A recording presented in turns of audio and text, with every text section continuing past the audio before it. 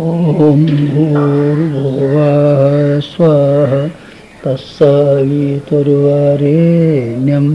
भर्गो देवस्य धीमहि धियो यो नः प्रचोदयात्।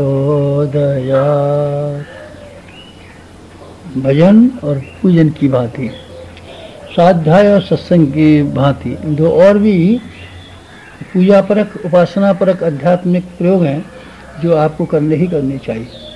एक का नाम है चिंतन और एक का नाम है मनन। चिंतन और मनन के लिए किसी कर्मकांड की ज़रूरत नहीं है, किसी पूजा विधान की ज़रूरत नहीं है और किसी समय निर्धारण करने के लिए भी ज़रूरत नहीं है।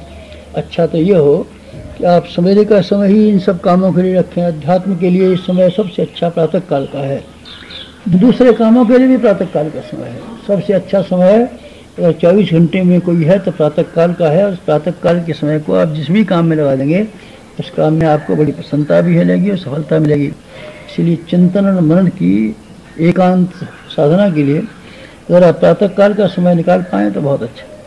कदाचित प्रातः काल का समय निकालना आपके लिए संभव न हो तो फिर आप ऐसे करें कोई और भी समय निकाल लें। सुविधा का समय जब कभी भी आप ये देख पाएँ कि एक आधा घंटा 15 मिनट का समय कोई ऐसा निकलता है इसमें आप शांत होना ज़रूरी है। चिंतन मनन के लिए भाग दौड़ में रास्ता चलते फिरते जब कर लेंगे नहीं, ऐसे मत कीजिए। चिंतन मनन के लिए ऐसा संभव नहीं है। ऐसा स्थान होना चाहिए जहाँ के आपके बाहरी विक्षेप उत्पन्न होते हों और आपका मन एकाग्र और शांत हो जाता हो। इसके लिए कोई मुनासिब एकांत का स्थान मिल जाए तो और भी अच्छा। न मिल जाए तो आप आंखें बंद करके भी कहीं बैठ सकते हैं। जहाँ कोलाहल रहे तो आंखें बंद कर देंगे तो भी गुफा हो जाती है। गुफा में चले जाना, शांत एकांत के स्थान में चले जाना भी एक बात है, लेकिन अगर वैसा संभव न हो तो आप आंखें बंद कर लें। आंखें बंद करना भी एक काम, आंखें बंद करने से भी बहुत काम हो सकता है। तो आप आंखें बंद करके अपने आप को एकांत में समाया हुआ सीखें। सब दुनिया बंद हो गई, सारी दुनिया दिखना बंद हो गई, आपके भीतर का दिखता है, बाहर न कुछ है न कोई दिखता है। इस तरीके से भी काम चल सकता है। इस चिंतन और मनन के अभ्यास के लिए आप कभी बैठ जाएं, थोड़ी देर शांत से बैठ जाएं। ये समझें हम अकेले हैं, अब कोई हमारा साथी और सहकारी नहीं है। साथी अपनी जगह पर, सहकारी अपने स्थान पर, कुटुंबी अपने स्थान पर, पैसा अपने स्थान पर, व्यापार अपने स्थान पर, खेतीबाड़ी अपने स्थान पर, इन सबको अपने अपने स्थानों पर रहने दीजिए। आप तो सिर्फ ये अनुभव कीजिए कि हम एकाकी और एकांत में बैठे हुए हैं। फिर क्या करें? फिर आप दो तरह के विचार करना शुरू कीजिए। ये विचार करने की शैली है, ये ध्यान की शैली नहीं है, ये विचारणा है। चिंतन और मन में विचार करने की गुंजाइश है, मन को भागने की पूरी छूट है। ध्यान में तो एक केंद्र पर करना पड़ता है, पर इसमें केंद्र पर नहीं करना पड़ता है। इसके लिए विचार करने के लिए काफ़ी लंबी चौड़ी गुंजाइश है। चिंतन उसे कहते हैं जिसमें कि भूतकाल के लिए विचार किया जाता है। भूतकाल हमारा किस तरीके से व्यतीत हुआ इसके बारे में समीक्षा करिए। अपनी समीक्षा नहीं कर पाते, आप दूसरों की समीक्षा करना जानते हैं। पड़ोसी की समीक्षा कर सकते हैं, बीवी के दोष निकाल सकते हैं, बच्चों की नुक्ताचीनी कर सकते हैं, सारी दुनिया की गलती बता सकते हैं, भगवान की गलती बता देंगे, भक्त की गलती बता देंगे। कोई भी ऐसा बचा हुआ नहीं है जिसको आप गलती न बताते हो। लेकिन अपनी गलती तो आप विचार भी नहीं करते। अपनी गलतियों को हम विचार करना शुरू करें और अपनी चाल की समीक्षा लेना शुरू करें और अपने आप का हम पर्यवेक्षण शुरू करें तो ढेरों की ढेरों चीज़ें ऐसी हमको मालूम पड़ेंगी जो हमको नहीं करनी चाहिए थी। और ढेरों की ढेरों ऐसी चीज़ें मालूम पड़ेंगी आपको जो इस समय हमने जिन कामों को, जिन बातों को अपनाया हुआ है उनको नहीं अपनाना चाहिए था। ये कोई विचार आता है नहीं। मन की बनावट कुछ ऐसी विलक्षण है, अपना सो अच्छा, बस अपना सो अच्छा, ये बात बनी रहती है। अपना स्वभाव भी अच्छा, अपनी आदतें भी अच्छी, अपना विचार भी अच्छा, अपना चिंतन भी अच्छा, सब अपना अच्छा, बाहर वालों पर गलत। आमतौर से लोगों की ये मनोवृत्ति होती है। ये मनोवृत्ति बहुत भयंकर है। आध्यात्मिक उन्नति में तो इसके बराबर अड़चन डालने वाला और दूसरा कोई व्यवधान है ही नहीं। इसलिए आप पहला काम वहाँ से शुरू कीजिए कि आत्मसमीक्षा से। एकांत में चिंतन के लिए जब आप बैठें तो आप ये विचार किया कीजिए, हम पिछले दिनों क्या भूल करते हैं? रास्ता भटक तो नहीं गए, भूल तो नहीं गए? इसीलिए जन्म मिला था क्या? जिस काम के लिए जन्म मिला था वही किया क्या? पेट के लिए जितनी ज़रूरत थी उससे ज़्यादा कमाते रहे क्या? कुटुंब की जितनी जिम्मेदारियां पूरी करनी चाहिए थी उसको पूरा करने के स्थान पर अनावश्यक संख्या में लोग बढ़ाते रहे क्या? और जिन लोगों को जिस चीज़ की ज़रूरत नहीं थी उनको प्रसन्नता के लिए उपहार रूप में लाते रहे, क्या क्यों, वजह क्या? ये सब ये गलतियां हैं। इसी तरीके से अपने स्वास्थ्य के लिए जो खान पान और आहार विहार जैसा रखना चाहिए था वैसे रखा क्या? चिंतन की शैली में जिस तरह की शालीनता का समावेश होना चाहिए था वो रखा गया क्या? न हमने शरीर के प्रति अपने कर्तव्यों को पालन किया, न अपने मस्तिष्क के प्रति कर्तव्य को पालन किया, न अपने कुटुंबियों के प्रति कर्तव्यों का पालन किया। कर्तव्यों की दृष्टि से हम बराबर पिछड़े हुए चले गए, जहाँ पिछड़े हुए चले गए उन सबको एक बार की विचार कीजिए। क्यों विचार करने से क्या फ़ायदा? ये फ़ायदा है गलतियाँ समझ पाएंगी तो सुधार की भी गुंजाइश पड़ेगी। गलतियाँ समझ में नहीं आएगी तो आप सुधारेंगे क्यों? बीमारी का निदान हो जाए, आपको चेकिंग करा करके पता चला लें कि आपके भीतर टीबी की शिकायतें हैं, तभी तो आप बुखार की इलाज करेंगे, नहीं तो आपको मालूम ही नहीं। अरे साहब ऐसे हम तो ऐसे ही शरीर ढीला हो जाता है, कोई बीमारी नहीं है, फिर पता कैसे लगे? इसीलिए समीक्षा जो है, नाड़ी परीक्षा अपने आप ही कीजिए भूतकाल के संबंध में, पापों की नहीं। पाप क्राइम को ही नहीं कहते, पाप उन्हें भी कहते हैं जो कि है जीवन को ठीक तरीके से न जीने का जो व्यतिक्रम है, ये भी पाप में आता है। क्राइम तो है ही, अपराध तो है ही, चोरी डकैती हत्या वगैरह ये तो बुरे कर्म ही हैं, लेकिन ये भी कम बुरा कर्म नहीं है कि आप आलस्य प्रमाद में ही समय काट डालें। ये क्या कम बुरा समय? आप अपने स्वभाव को गुस्सेबाज बना के रखें, क्रोध से भरे पड़ा करें, ईर्ष्या किया करें, चिंतन और मन को अस्त व्यस्त बना के रखें, ये भी कोई ढंग है? ये क्या है? ये भी गलतियाँ हैं।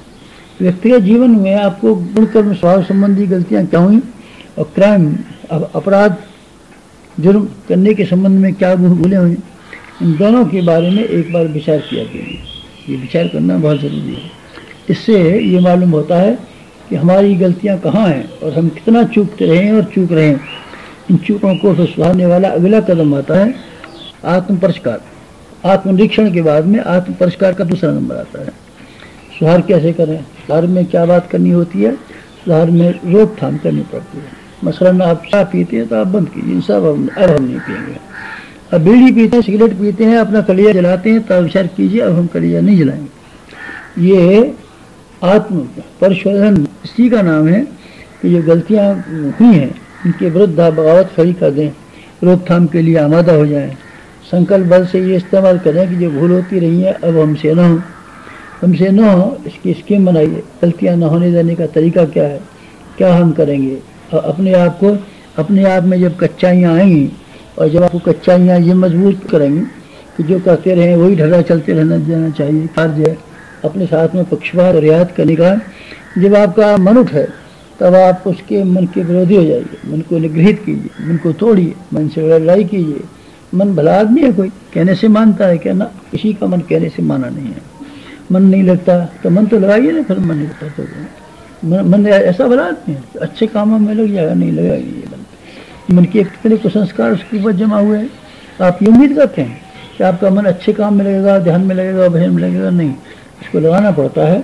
बैल को जिस तरीके से हल में चलाना सिखाना पड़ता है, घोड़े को जिस तरीके से ज़बरदस्त टांगे में चलाना पड़ता है, जैसे सर्कस के जानवरों को मार मार के और अपना अभ्यास कराना पड़ता है, ठीक उसी तरीके से आपको अपने मन के बारे में भी यही करना पड़ेगा। मन को मारना पड़ेगा, मन को तोड़ना पड़ेगा, मन की प्रधानता करनी पड़ेगी, मन की बगावत करनी पड़ेगी। और मन फिर घूम करके उसी में आ जाए तो उसको सज़ा देने की तैयारी भी करनी पड़ेगी। तो आप सज़ा भी देते रहिए। मन न माने तब, न माने तो आप खाने का सोने में किफ़ायत कर डालिएगा। क्या किया? मन नहीं माना और जहाँ आप नहीं सोचना चाहते थे, जो नहीं करना चाहते किया, तो आप एक समय का खाना बंद कर सकते हैं। पूरा खाना न बंद करना हो तो उसमें कटौती कर सकते हैं। 4 रोटी खाते हैं और आपका मन ने गड़बड़ा फैला दिया तो आप 2 रोटी खाइए, आधा बंद कर दिए। कहने का अर्थ है खाने और सोने के साथ में सोने का सजा दीजिए। रोज़ आप 9 बजे सोते हैं, आज हम 11 बजे सोएंगे, 2 घंटे में इसलिए जगेंगे और टहलेंगे। इस तरीके से मिलिट्री के सिपाही गलती करते हैं तो उनको दलील बोल दी जाती है, मिट्टी ढोते हैं, आप जगने की दलील बोल दी। 2 घंटे हम जगेंगे, 9 बजे सोते हैं, आज 9 बजे नहीं सोएंगे, 11 बजे सोएंगे, बाहर टहलते रहेंगे, चुपचाप बैठे रहेंगे, रामायण पढ़ते रहेंगे, बहरहाल हम नींद से लड़ेंगे। क्यों? ये दंड है। अपने आप को दंड देने की पद्धति भी आवश्यक है, इसके बिना सुधार होना संभव नहीं है। दंड की प्रक्रिया भी जरूरी है, समझाने से ही काम मान जाता है। खासतौर से दुराग्रही लोग, दुराग्रही जानवर, खासतौर से मन जैसा दुराग्रही आप ये उम्मीद मत कीजिए कि आपको कह देने से या पढ़ देने से या सुन लेने से समझाने से बात बन जाएगी, ऐसे नहीं बनेगी। इसके लिए आपको लड़ना, बगावत तो करनी चाहिए। गीता में महाभारत का जो जिक्र किया गया है, वास्तव में वो कौरव पांडवों की लड़ाई को गीता से जोड़ने की जरूरत नहीं थी। असल में ये भीतरी और बाहर जो होने वाले हैं द्वंद्व, उनका जिक्र है गीता के माध्यम से। कौरव 100 हैं, पांडव 5 हैं। हमारे विवेकशीलता के आधार 5 हैं, कोश पंच और बुराइयाँ कितना कहने का, 100 कौरवों से भी ज़्यादा हैं, अक्षौणी सेना के बराबर हैं। इनसे बगावत करने वाली बात करनी चाहिए। आत्म सुधार इसी का नाम है, आत्म परिष्कार इसी का नाम है। आत्मनिरीक्षण और आत्म परिष्कार अथवा परिशोधन, ये 2 कार्यों को मिला देने से चिंतन की प्रक्रिया पूरी हो जाती है। और ये भूतकाल से ताल्लुक़ रखती है और ये वर्तमान से ताल्लुक़ रखती है। वर्तमान से इसलिए कि उस आधार पर आपको न्याय निर्धारण करना पड़ेगा, नए फैसले उसी आधार पर तो करेंगे। गलतियाँ कहाँ होती रही हैं इसी को समझ करके तो सुधारेंगे। और जो कुछ आपने गुनाह किए हैं उनका परिष्कार के लिए आपको क्या करना है और खाई को कैसे पाटना है, ये तभी तो करेंगे जब पिछली बातें याद आएँ। पिछली बातें याद करने का नाम है चिंतन। चिंतन आप जरूर किया कीजिए। 2 बात तो हो गई ना, एक हो गया आत्मनिरीक्षण और एक हो गया आत्म परिष्कार परिशोधन। ये हो गया चिंतन। चिंतन की ये 2 ही धारा है। चिंतन की 2 धारा हैं, गलतियों को याद करना और गलतियों को सुधारने के लिए हिम्मत इकट्ठी कर लेना और कार्य पद्धति बना लेना। आधा काम समाप्त। किसका? एकांत का। एकांत सेवन में चिंतन पूरा हुआ। अब दूसरा वाला कदम उठाइए। दूसरा वाला कदम जो आपको हर दिन एकांत में बैठ करके उठाना पड़ेगा, उसका नाम है मनन। मनन क्या? मन के भी 2 हिस्से हैं। चिंतन के जैसे 2 हिस्से थे, ऐसे मन के 2 हिस्से हैं। एक हिस्से का नाम है आत्मनिर्माण, एक का नाम है आत्मविकास। आत्मनिर्माण और आत्मविकास, ये 2 हिस्से हैं। निर्माण में क्या? निर्माण उसे कहते हैं कि जो चीज़ें आपके पास नहीं हैं, चाहे जो स्वभाव और गुण और कर्म में जो बात शामिल नहीं है, उसको शामिल कीजिए। मसलन आप पढ़े नहीं हैं, विद्या नहीं है आप, तो अब आप कोशिश कीजिए काय को कि आपको विद्या पढ़नी है। हम ईमानदारी से रहते हैं, बीड़ी नहीं पीते, वो तो ठीक है आपकी बात, पर ये पूछता हूँ विद्या की जो कमी है उसको आप क्यों पूरा नहीं करते? विद्या की कमी को आप पूरा नहीं करेंगे तो उन्नति कैसे हो जाएगी? आपका ज्ञान का दायरा कैसे बढ़ेगा? आपकी बुद्धि का विकास कैसे होगा? इसीलिए यहाँ आत्म निर्माण के लिए भी ढेरों काम करना है। स्वास्थ्य आपका कमज़ोर है, इसी से तो काम नहीं चल जाएगा ना कि हम बीड़ी पीते रहें, बंद कर देंगे। बंद तो करनी चाहिए थी, पर एक और बात भी करनी पड़ेगी। आपको स्वास्थ्य संवर्धन करने के लिए आपके अपने आहार में क्रांतिकारी परिवर्तन करना पड़ेगा, ब्रह्मचर्य धारण करना पड़ेगा और व्यायाम का कोई नए तरीका अख्तियार करना पड़ेगा। ये जो नए तरीके अख्तियार करना है, इसके लिए प्रगति के लिए ये सब आत्मनिर्माण में आते हैं। कमी को पूरा करना है, कमी को सुधारना ही तक सीमित नहीं है, कमी को पूरा भी तो कीजिए। सुधार लेंगे, इससे क्या बना? पूरा नहीं करेंगे, विद्या को आप नहीं पढ़ेंगे, स्वास्थ्य को सुधारेंगे नहीं, जनसंपर्क बढ़ाएंगे नहीं, सेवा के लिए कदम बढ़ाएंगे नहीं। जो काम करने हैं, नहीं साहब ने गलती सुधार ली, गलती सुधारने से क्या मतलब? गलती को सुधारिए और अपनी योग्यताओं को और अपनी क्षमता को और अपनी भावनाओं को विकसित कीजिए। ये क्या है? ये वो है जिसको हम आत्मनिर्माण कहते हैं। आत्मनिर्माण में बराबर ये देखना पड़ेगा कि हम हमारे जीवन में क्या क्या कमी है और उस कमी को पूरा करें। अपने स्वभाव को और आत्मा को हम ठीक बनाना बनाया कैसे? निर्माण मतलब बनाना होता है। अपने आप को बनाइए, अपने स्वास्थ्य को बनाइए, अपने व्यक्तित्व को बनाइए, अपने चरित्र को बनाइए, अपने स्वभाव को बनाइए, अपनी कार्यशैली को बनाइए, हर चीज़ बनाइए। और इस बनाने के अलावा एक और भी ध्यान रखिए, अब अपने कुटुंब को बनाइए। बनाना उसमें भी समार है। निर्माण केवल अपने आप का, हम अपने आप में संत बन जाएंगे और रामायण पढ़ेंगे और हम मिठाई नहीं खाएंगे, आप पे कहना तो ठीक है, पर वो भी तो आपका अंग है। आप अकेले थोड़ी हैं, आपको जो कुटुंब है वो भी आपके साथ जुड़ा हुआ है, इसलिए निर्माण उसका भी करना पड़ेगा। अगर आप उसका निर्माण नहीं कर सकते, सारे के सारे आपके घर वाले कमीने, उजड़, मूर्ख, दुष्ट बन के रहेंगे, तो आपकी शांति कैसे स्थिर रहेगी? फिर आप भजन कैसे कर लेंगे? फिर आप अच्छी ज़िंदगी कैसे जी लेंगे? फिर आप मीठे वचन का अभ्यास कैसे कर लेंगे? जब हर आदमी हैरान होगा तो आपको गुस्सा क्यों नहीं आएगा? इसीलिए क्या करना चाहिए कि अपना व्यक्तिगत जीवन सुख और शांति में बनाने के लिए अपने कुटुंब और परिवार के बारे में ठीक वही नीति निर्धारित कीजिए जो अपने बारे में है। वो भी तो अपने अंग है ना, जो कुटुंब ही है वो अंग है तरीके से। हाथ है, पैर है, ये सब हाथ तो हम धोएंगे, पैर को नहीं धोएंगे। ये क्या बात? पैर को क्यों नहीं धोएंगे? पैर को भी धोना पड़ेगा आपको। हाथ धोते हैं तो पैर को भी साफ रखें। इसी तरीके से अपने व्यक्तिगत जीवन को ही अच्छा बनाना पर्याप्त नहीं है, अपने कुटुंब और परिवार का निर्माण करना भी उसी श्रृंखला में शामिल होता है, समाज का निर्माण भी। इन सब को बनाइए। क्या क्या बनाए इनका एक ही बात बनाइए, इनके अंदर भलवन साथ पैदा कीजिए, चैत्र निष्ठा पैदा कीजिए, आदर्श पैदा कीजिए, सत्प्रवृत्तियाँ पैदा कीजिए। संपन्न बन जाते हैं तो, न बन जाते हैं तो कुछ बनता बिगड़ता नहीं है। गरीबी में भी लोगों ने शानदार जिंदगियाँ जी हैं, और अमीर रहते हुए भी आदमी ने इतने कलह उत्पन्न किए हैं कि स्वयं मर गया है और दूसरों को मार डाला है। इसलिए संपन्नता की बात मैं नहीं कहता आपसे, निर्माण के लिए मेरा मतलब गुण, कर्म और स्वभाव से है। आप इन विशेषताओं को, आप आदमी की शालीनता को और आदतों को और चिंतन की शैली को बदलने के लिए जो कुछ कर सकते हो वो सब कीजिए। परिवार के लिए भी कीजिए। परिवार के पंचशीलों में क्षमशीलता का नाम आता है, सुव्यवस्था का नाम आता है, मितव्ययता का नाम आता है, सहकारिता का नाम आता है। ये सब बातें उसमें आती हैं। आप इन गुणों को स्वयं भी धारण कीजिए, घर वालों को भी कीजिए। ये है व्यक्तित्व के और चरित्र के निर्माण करने का, चिंतन के निर्माण करने का एक शानदार तरीका है। आप उसको किस तरीके से कार्यान्वित कर सकते हैं, इसके बारे में चिंतन और मनन के समय पर जब आप बैठें एकांत में, तो ये विचार किया गया। ये तीसरी वाली धारा है, निर्माण वाली धारा। चौथी वाली एक और धारा है जो जिसे मनन का दूसरा हिस्सा कह सकते हैं, अथवा चिंतन मनन की चौथी वाली कड़ी कह सकते हैं। उसका नाम है आत्मविकास। आत्मविकास का क्या मतलब? आत्मविकास का मतलब यह है कि अपने आप का, अपने अहम के दायरे को बढ़ा देना। लोगों का दायरा बहुत छोटा है, खूब मंडूक की तरीके से अपने शरीर को ही अपना मानते हैं। ये नहीं मानते कि हम समग्र समाज के घटक मात्र हैं। रक्त के एक कण की क्या कीमत हो सकती है, आप बताइए। रक्त के सारे कणों का समूह जब मिल जाता है तो ही तो खून का संचार होता है। एक कण जरा सा निकाल लें, क्या ही खाइए बेचारों। संयुक्त होने पर ही बात बनती है। इसलिए आप अपने दायरे को सीमित मत कीजिए। आप संकीर्ण स्वार्थपरता से ऊंचा उठने की कोशिश कीजिए। अपने मैं के स्थान पर हम कहना सीखिए। हम सब, वी, हम सब।